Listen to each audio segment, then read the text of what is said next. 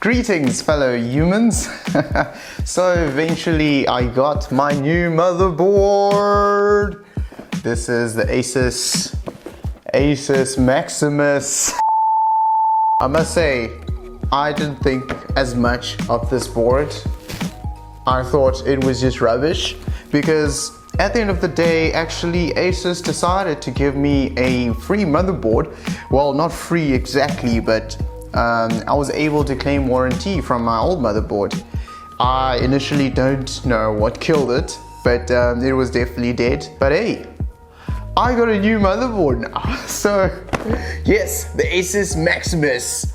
It's a pretty decent motherboard.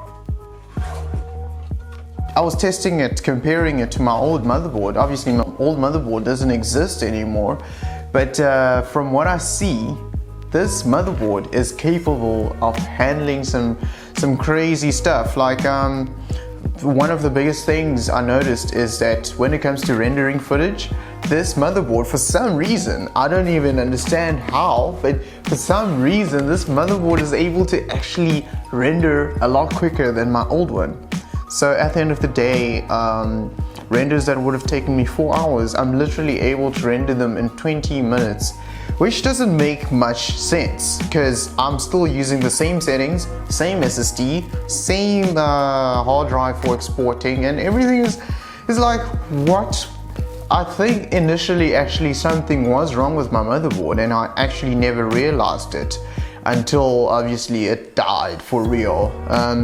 But it's the weirdest thing. Just one morning, decide to switch it on and obviously nothing. So at the end of the day, this is a pretty decent motherboard.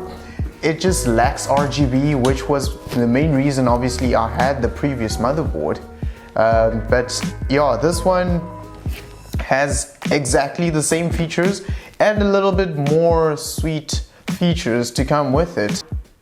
I don't know what you think. The Strix was a decent motherboard, I enjoyed it, and I thought I would never get a board that's as powerful as it is.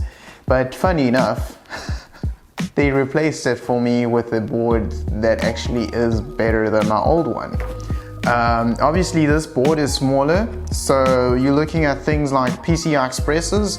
They're not as much PCI Express slots as I had in my Strix motherboard.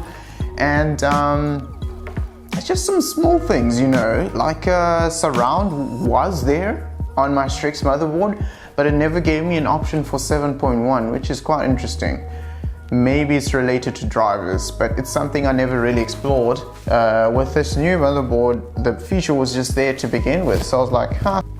So one of the things I was really sad about was losing a Type-C port, which funny enough I never actually used. But the more, you know, the more we're going into this era of mobile technology, the more USB Type-Cs I see. So, you know, it's always nice to actually have a Type-C on your computer, especially when it comes to adapting to other ports and stuff like that.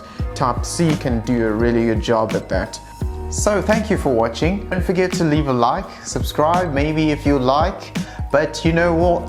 You know, you can actually unsubscribe because I'm running a campaign for unsubscribe from Ultrabliss.